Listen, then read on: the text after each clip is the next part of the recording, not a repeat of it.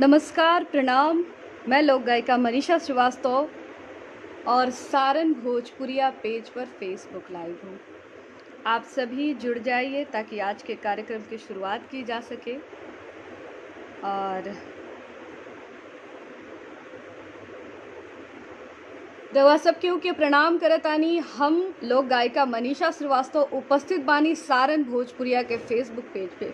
जितना भी लोग जुड़ी सब केहू से निहोरा रही, निवेदन रही कि रउआ लोग ये लाइव सेशन को शेयर जरूर करी ताकि और भी लोग कनेक्ट हो सके या गीत संगीत का आनंद ले सके।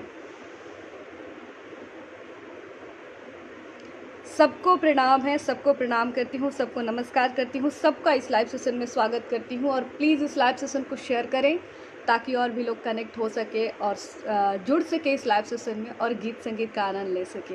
जितने भी लोग जुड़े हैं सभी का स्वागत है। प्लीज़ आप इस लाइव सेशन को शेयर करते रहें। आज शिक्षक दिवस है। सबसे पहले तो आप सभी को शिक्षक दिवस की हार्दिक हार्दिक हार्दिक शुभकामनाएं।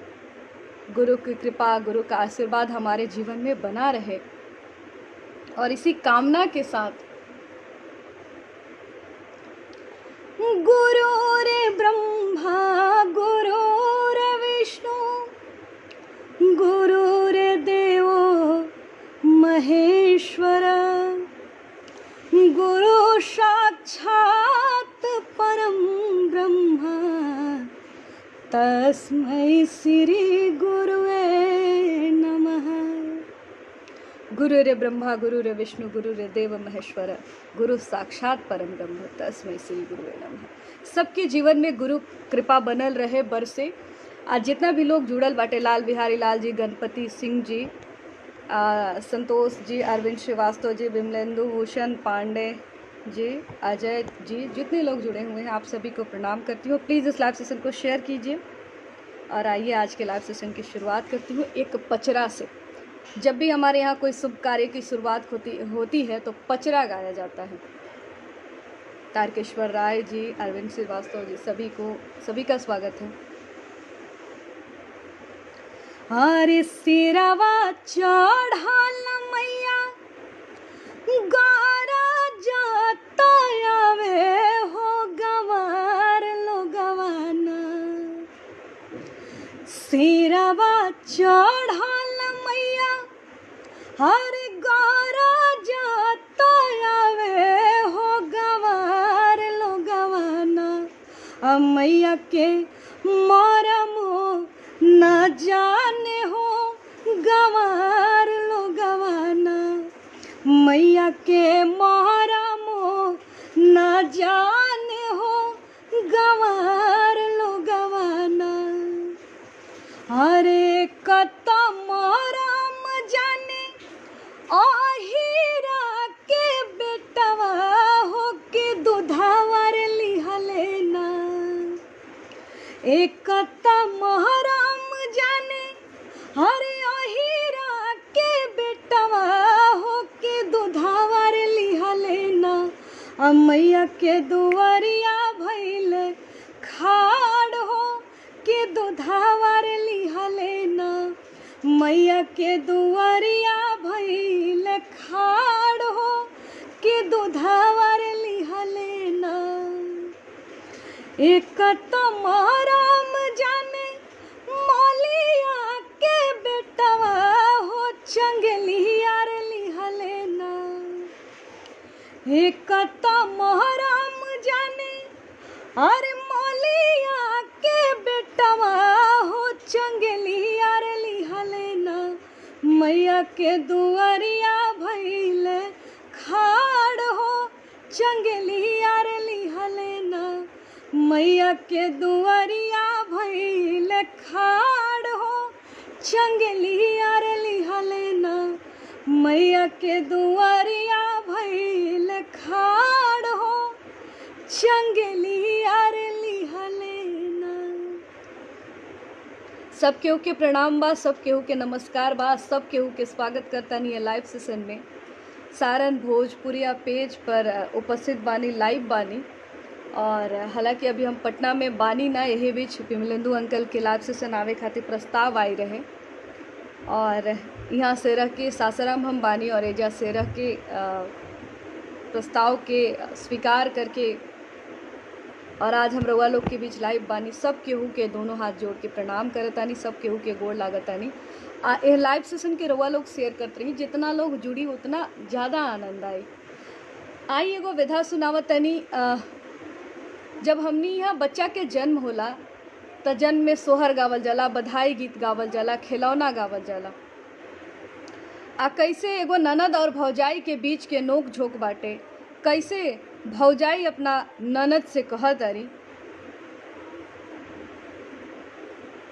हरी ऐसी हठीली ननदिया, ऐसी हठीली ननदिया, हो कंगन पे मचल गई, ऐसी हठीली ननदिया, कंगन पे मचल गई, कंगन पे मचल गई, कंगन पे मचल गई, ऐसी अरे ऐसी हठीली ननदिया, कंगन पे मचल गई, ऐसी हठीली ननदिया, कंगन पे मचल गई।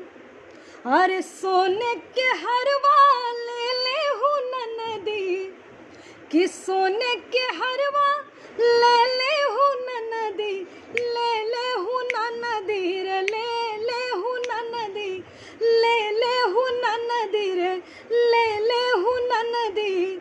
अरे सोने के हरवा ले हूँ ननदी, ना देबो अरे ना देबो जोड़ा कंगनवा, हो कंगन पे मचल गई, ना देबो जोड़ा कंगनवा, हो कंगन पे मचल गई, ऐसी हठीली ननदिया, कंगन पे मचल गई। और गीत का भाव है, हर दुआरा से आई ससुर समझावे, दुआरा से आई ससुर समझावे, ससुर समझावे, अरे भसुर समझावे, दुआरा से आई ससुर समझावे, दे दो अरे दे दो बहुरानी कंगना,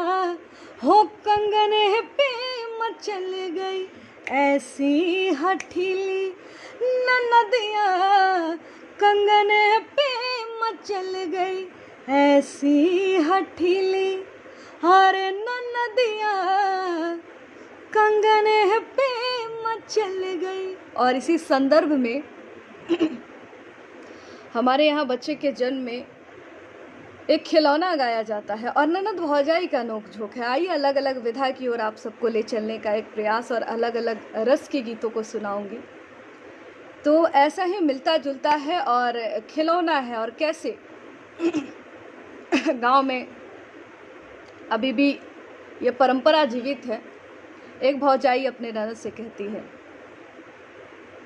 अरे हमरा होरिला होइता तोहरा के, कि हमरा बेटा होइता तोहरा के, अरे बोलाई बनाना दो, हमरा बेटी होइता तोहरा के, बोलाई बनाना दो,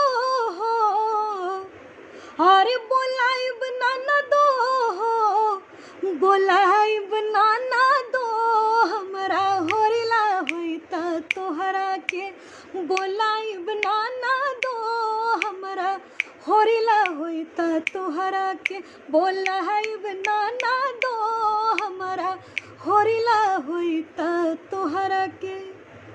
और सौरेली पाई में पायला देबो हो, सौरेली पाई में हर पायला देबो हो, कि पायल के धून पर, हर पायल के धून पर नचाई बनाना दो, हमरा होरिला होइता तोहरा के, बोलाई बनाना दो, हमरा बेटी होइता तोहरा के, बोलाई बनाना दो हमारा बेटा हुई त तोहरा के। और कैसे कहती है, अरे कि सोहर गवाई में, अरे सोहर गवाई में, अरे झुमका जे देबो हो सोहर गवाई में, झुमका जे देबो हो, आ झुमका के धुन पर, अरे झुमका के धुन पर ना चाहे बनाना दो हमारा होरिला होई त तोहरा के। बोलाई बनाना दो हमारा बेटी होई त तोहरा के। बोलाई बनाना दो हमारा बेटा होई त तोहरा के। यही हमारा धरोहर है, यही हमारी संस्कृति है और यही हमारे संस्कृति का भाव है। ननद भौजाई का नोकझोंक, पति पत्नी का नोकझोंक, देवर भौजाई का नोकझोंक, सास बहू का नोकझोंक। और हमारे संस्कृति का ये खासियत है कि एक एक विषय पर सैकड़ों हजारों गीत की रचना हुई। जब एक विषय पर गाना प्रारंभ करेंगे तो एक से बढ़कर एक भोजपुरी गीत, एक से बढ़कर एक विधा हमें मिलेगा। जितना भी लोग जुड़ल बाटे सब केहू के प्रणाम करतानी, हम सब केहू के स्वागत करतानी। भवेश अंजन जी, गणपति सिंह जी, अंजना सरन जी, सुनील कुमार उपाध्याय जी, सत्यम कलमपुरी जी, पुष्पा किशोर जी, रमन पाठक जी, सुभाष पांडे जी, सब केहू के प्रणाम बाटे या सब केहू के स्वागत बाटे लाइव सेशन में। आइए एगो महेंद्र मिश्र जी के पूर्वी सुनावतनी ननद आ भौजाई के नोकझोंक पर आधारित बा। नोकझोंक का कहीं कहीं की एगो भौजाई अपना ननद से निहोरा करताड़ी कि अपना भैया के बुला द।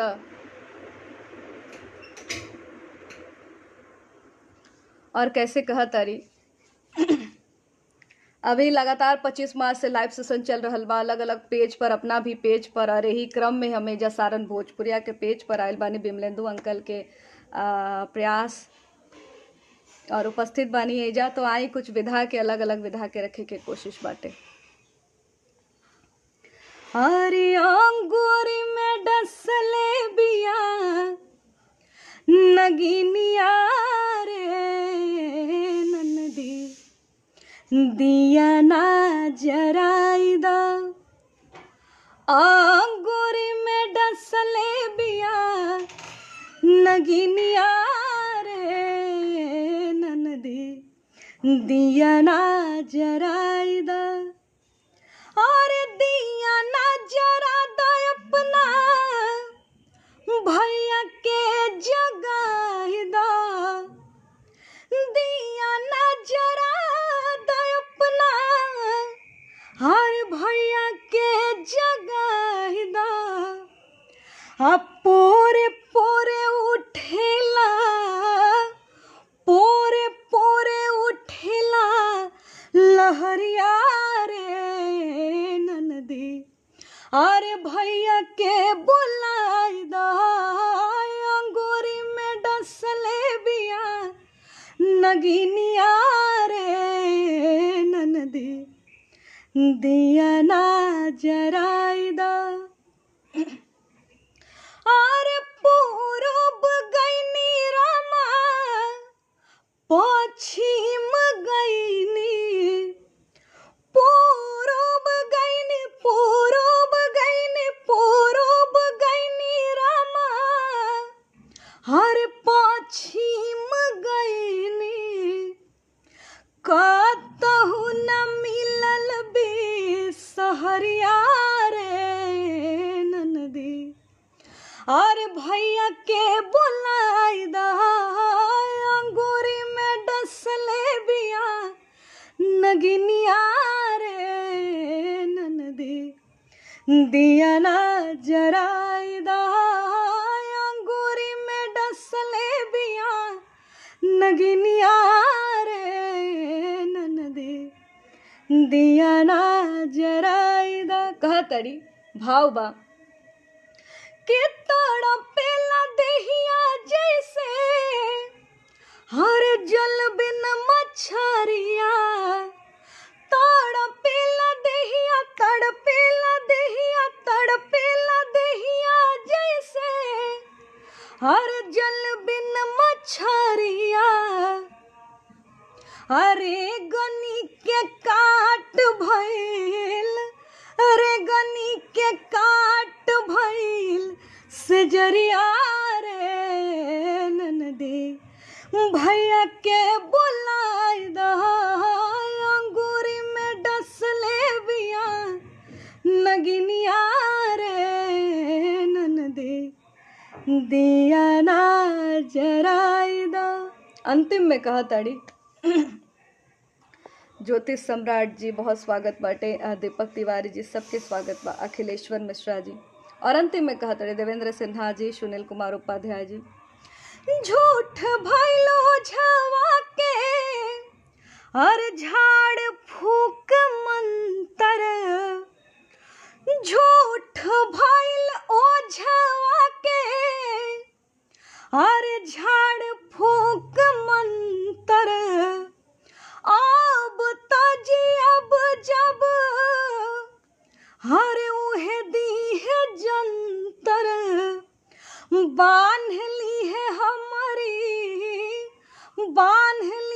हमारी नजरिया रे ननदी, अरे सैया के बोलाई दा अंगूरी में डसले बिया नगिनिया रे ननदी, दिया ना जराई दा। महेंद्र पांडे जी, सब केहू के शशि श्रीवास्तव जी, इंद्रजीत जी, सब केहू के स्वागत बाटे। सतीश कुमार त्रिपाठी जी, सबका स्वागत करती हूँ और सभी को प्रणाम करती हूँ, नमस्कार करती हूँ। और हालांकि मैं पटना से हूँ, लेकिन मैं अभी पटना में हूँ नहीं, और मैं सासाराम आई हुई हूँ। कुछ यहाँ पे प्रोजेक्ट भी चल रहा है और थोड़ा सा लॉकडाउन में छुट्टियाँ भी मन रही है, और इसी बीच लगातार मैं अपने फेसबुक पेज के माध्यम से, अकाउंट के माध्यम से अलग अलग पेजों पर जुड़ रही हूँ। इसी बीच विमलेंदु अंकल का कॉल आया था सारन भोजपुरिया पेज पर लाइव आने के लिए, और मैं आज आप सभी के बीच लाइव हूँ। तो आइए एक एक करके अलग अलग विधाओं को रखती हूँ। एक विदाई गीत का विदाई या सिंदूरदान गीत का कमेंट आया है, तो वो मैं पूरा कर देती हूँ, उसके बाद आगे अलग विधा की ओर चलती हूँ।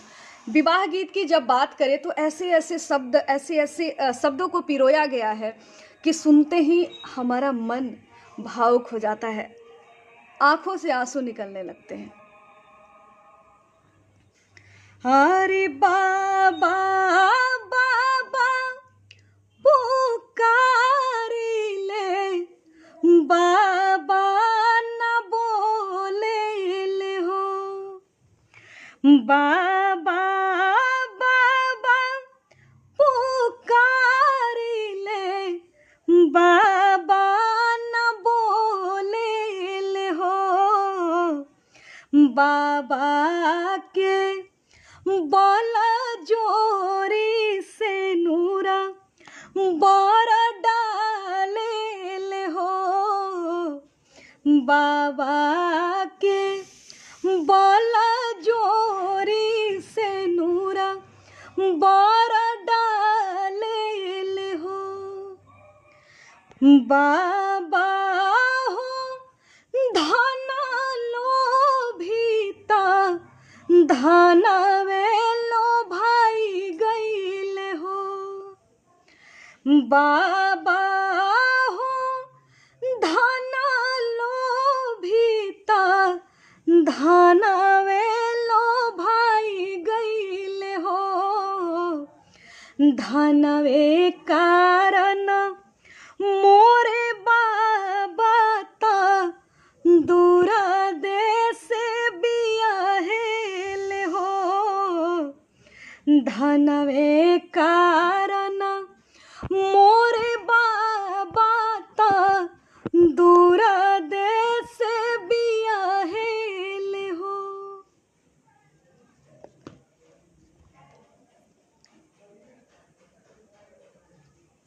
ऐसे ऐसे गीतों को गाते समय हृदय अपने आप भावुक हो जाता है। तो आइए दूसरी विधा की ओर ले चलूँगी। आप सभी का बहुत बहुत शुक्रिया, बहुत बहुत आभार, बहुत धन्यवाद। और प्लीज़ इस लाइव सेशन को शेयर करते रहें। मधुबाला सिन्हा जी, स्वागत है। प्लीज़ इस लाइव सेशन को आप सभी शेयर करते रहें ताकि और भी लोग कनेक्ट हो सके और ये जो गीत संगीत का आनंद ले सके। तो आइए एक श्री रामचंद्र जी और एक श्री रामचंद्र जी पर गीत रखती हूँ। जब राजा जनक के बाग में श्री रामचंद्र जी पहुँचते हैं तो वहाँ की सखियाँ कैसे गाती हैं और कैसे कहती हैं। हरे राजा जनक जी के बाग में, राजा जनक जी के बाग में अलबेला रघुबर आयो जी। राजा जनक जी के बाग में अलबेला रघुबर आयो जी। राजा जनक जी के बाग में अलबेला रघुबर आयो जी। अलबेला रघुबर आयो जी। हरे राजा जनक जी के बाग में, एहो राजा जनक जी के बाग में अलबेला रघुबर आयो जी। राजा जनक जी के बाग में झांझर झारे सुराही के पानी, झांझर झारे सुराही के पानी, पनिया पियन आयो जी। हर पनिया पियन आयो जी। राजा जनक जी के बाग में, अरे राजा जनक जी के बाग में अलबेला रघुबर आयो जी। राजा जनक जी के बाग में अलबेला रघुबर आयो जी। राजा जनक जी के बाग में। मिथिलावासी संसार के ऐसे सौभाग्यशाली लोग हैं जो श्री राम के लिए गारी गाते हैं।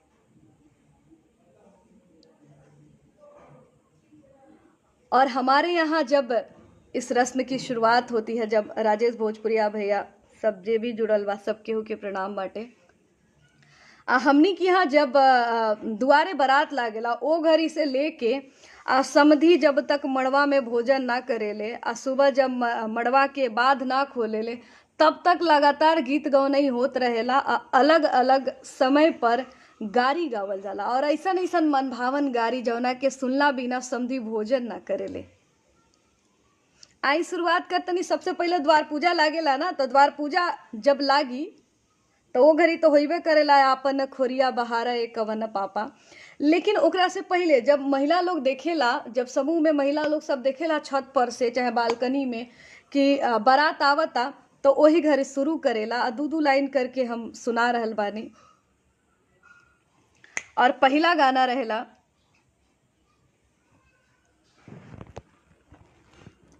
अरे हथिया हथिया सोर कैले गदहु ना ले अइले रे। हथिया हथिया सोर कैले गदहु ना ले अइले रे। हर तोरा बहिन के सोटा मारो, हर तोरा बहिन के सोटा मारो, नामवा हसवले रे। तोरा बहिन के सोटा मारो नामवा हसवले रे। तोरा बहिन के सोटा मारो। बहिनी के साड़िया के धोती पहन के अइले रे। बहिनी के साड़िया के धोती पहन के अइले रे। धातेरी के समधी, धातेरी के समधी तोहर सारा मोन अइले रे। धातेरी के समधी तोहरा सारा मोन अइले रे। धातेरी के समधी तोहरा गाजा बाजा सोर कैले बजौ ना ले अइले रे। गाजा बाजा सोर कैले बजाओ ना ले अइले रे तोरा बहिन के सोट्टा मारो, अरे तोरा बहिन के सोट्टा मारो नहुआ डूबवले रे तोरा बहिन के सोट्टा मारो, अरे नहुआ डूबवले रे तोरा बहिन के सोट्टा मारो। एजा तो पूरा बाराती लोग के गारी गावल जाला। मंडप में गुरहथी होखेला, वही घरी महिला लोग जैसे देखे लीजा कि गुरहथी खाती भसुरावत तड़न सामान उमान लेके, वैसे मुंह से कढ़ावे लीजा। अरे टीका वाले आइला भसुर बगसा में मून के, नथिया ले आइला भसुर अरे बगसा में मून के, खोल के देखा ना त अरे गारी देहब चून के, खोल के देखा ना त गारी देहब चून के, खोल के देखा ना त अरे गारी देहब चून के, बहिनिया लेहब गुन के, गारी देहब चून के, बहिनिया लेहब गुन के, खोल के देखा ना त गारी देहब चून के, खोल के देखा ना त। और जैसे मड़वा में पहले तो पूरा पात लागत रहे, भोजन करत रहे सब लोग इकट्ठे रूप से, लेकिन आजकल जौन हमनी के बाटे विलुप्त हो रहल बा। तो अब या पहले भी मंडप में समधी अगुआ आ समधी के 4-5 गो भाई दुल्हा सब मिल के भोजन करेला लोग। तो उस समय जेवनार गावल जाला। आ जेवनार में का गावल जाला 2-2 लाइन करके रोवा लोग के सुनावता नहीं, ओकरा बाद अलग विधा के ओर ले चलब। कैसे गावे लीजा। हरे सावन भदौआ के बड़े बड़े बूंदावा हो, सावन भदौआ के बड़े बड़े बूंदावा हो, अब लाग गईले आंगन में काई, हाय सिया राम के भजो, अब लाग गईले आंगन में काई, हाय सिया राम के भजो। और छिपा माजे चालेली बहिनी अगुआ के बहिनी, छिपा माजे चालेली बहिनी समधी के बहिनी, आया बहदुना गोड़े गईली बिछिलाई, हाय सिया राम के भजो, अब बहदुना गोड़े गईली बिछिलाई, हाय सिया राम के भजो। धावल धूप लहराइले कवन रसिया, धावल धूप लहराइले कवन रसिया, आयो बहुनु का के लिहले उठाई, हाय सिया राम के भजो, अब बहुनु का के लिहले उठाई, हाय सिया राम के भजो। और अतना ना आगे कह लीजा। अरे तनी खइयो ना लजहियो समधी औरी खइयो जी, तनी खइयो ना लजहियो समधी औरी खइयो जी। अरे दाल ही भात मैदा के रोटी, दाल ही भात मैदा के रोटी, और परवल के तरकारी जी, ए जी परवर के तरकारी जी, तनी खइयो ना लजहियो समधी औरी खइयो जी, तनी खइयो ना लजहियो समधी औरी खइयो जी। अरे पूरी कचौड़ी पुलाव पकौड़ी, पूरी कचौड़ी पुलाव पकौड़ी, अरे कटहर के तरकारी जी, कटहर के तरकारी जी तनी खाइयो राला जइयो समधि औरी खाइयो जी तनी खाइयो नाला जइयो अरे समधि औरी खाइयो जी। ऐसी ऐसी मनभावन गारियाँ जिसको सुने बिना समधी भोजन नहीं करते हैं, और कितने प्यार से कितने स्नेह से सुनते हैं। ये हमारी परंपरा है, ये हमारी संस्कृति है। और आइए इसी परंपरा को आगे बढ़ाते हुए, अपनी संस्कृति को आगे बढ़ाते हुए मैं लगातार काम कर रही हूँ। और आप मेरे गीतों को फेसबुक पेज पर मनीषा श्रीवास्तव के नाम से, ऊपर जो मनीषा श्रीवास्तव ब्लू कलर का ब्लिंक कर रहा है उस पर टच कीजिए, सीधे आप मेरे पेज तक पहुँच जाएंगे। और मेरा जो यूट्यूब चैनल है मनीषा श्रीवास्तव, वहाँ भी आप जाइए, ढेर सारा बेहतरीन गीत सुनने को मिलेगा आपको। और आइए कुछ और विधाओं को आपके बीच रखती हूँ।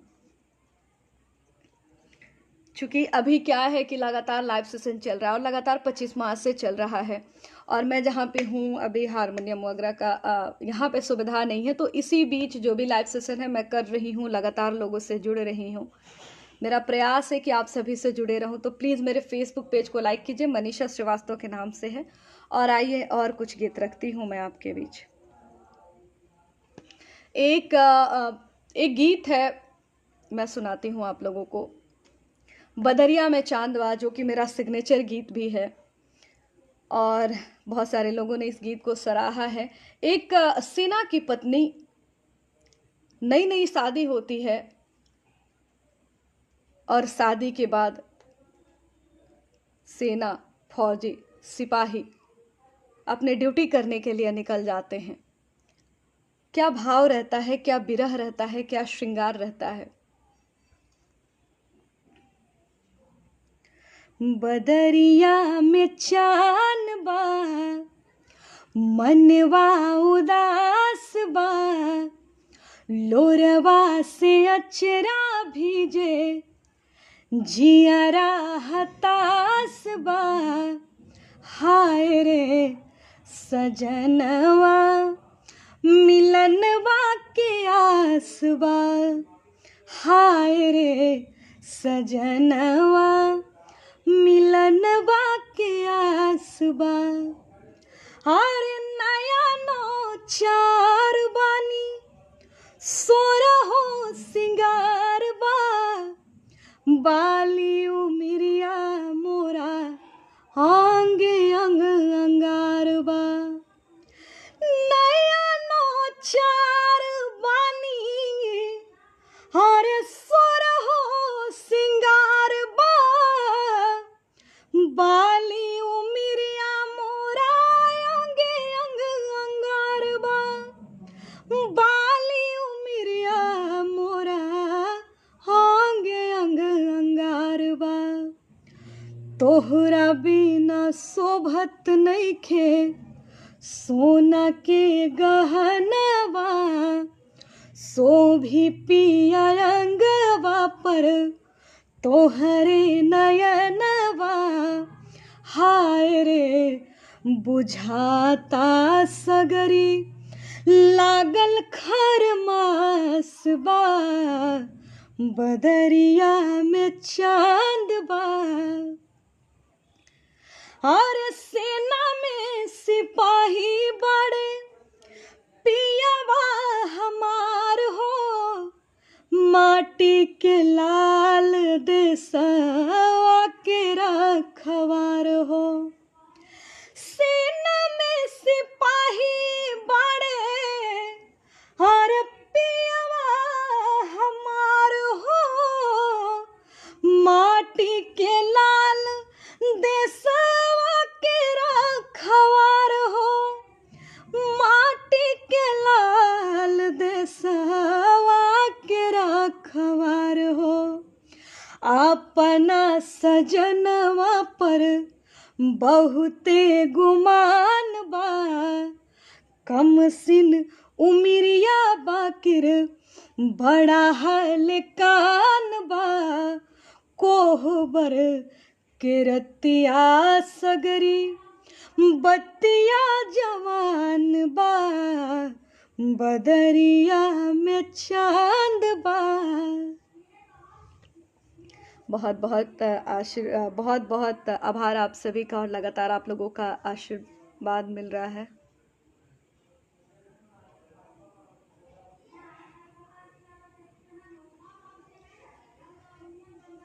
जितना भी लोग जुड़ल बाड़े सबके ओके प्रणाम बा, सबके ओके नमस्कार बा। कुछ स्वागत बाटे या कुछ आई एक आध और रचना रखत आने। अरे ले ले आइहा बालम बजरिया से चुनरी, ले ले आइहा ए बलमू बजरिया से चुनरी। ना तरसा देब और हमहू देखा देब, ना तरसा देब हमहू देखा देब, से जरिया पे अंगूरी ले ले आइहा बालम बजरिया से चुनरी, ले ले आइहा ए बलमो बजरिया से चुनरी। अरे चम चम चमके सितारा चारू ओरिया, चम चम चमके सितारा चारू ओरिया, देख के लजा जइहे चांद के अजोरिया, देख के लजा जइहे चांद के अजोरिया।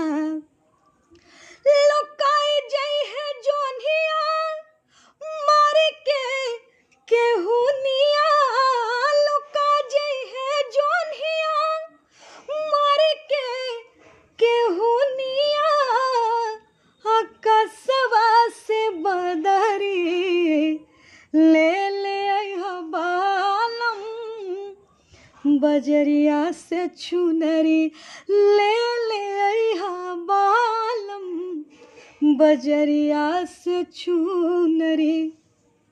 अरे मोरनी के पाख ऐसन रंग भरवा दिना, मोरनी के पाख ऐसन रंग भरवा दिना, आचरा में तितली ऐसन फूल कढ़वा दिना, आचरा में तितली ऐसन फूल कढ़वा दिना।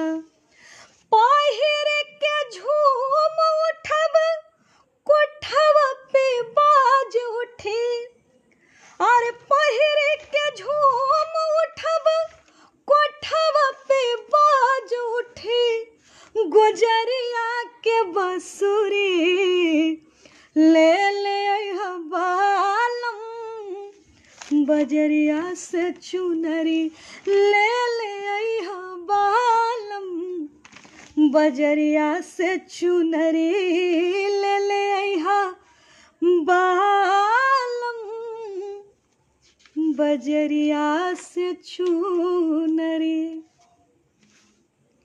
इन्हें 25 मार्च से लगातार लाइव सेशन चल रहा बा अलग अलग प्लेटफॉर्म पर। अपना फेसबुक पेज पे भी हम बुधवार और रविवार के शाम 5 बजे लाइव आई ना।